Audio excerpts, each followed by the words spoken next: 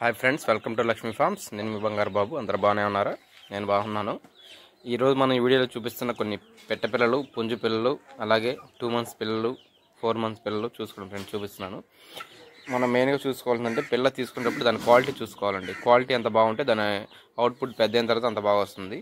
ఆ క్వాలిటీ కోసం మీరు రాజీ పడి 150 తక్కువ వస్తుంది, 200 తక్కువ వస్తుంది, నా దగ్గర తీసుకుపోయినా పర్లేదు. పిల్లని మాత్రం తక్కువ క్వాలిటీలో ఉన్న పిల్లని తీసుకోమాకండి. మీరు ఫ్యూచర్ మొత్తం ఆ పిల్ల ఎలా ఉంటుందో కూడా అర్థం కాదు.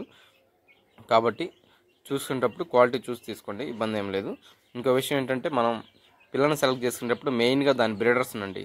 ఒకటి ముఖ్యంగా తల్లిపెట్ట, అలాగే పుంజు. మెయిన్ పాత్ర తల్లిపెట్టదండి. తల్లిపెట్ట ఎంత క్వాలిటీ ఉంటుందో పిల్ల అవుట్పుట్ అంత బాగుంటుంది.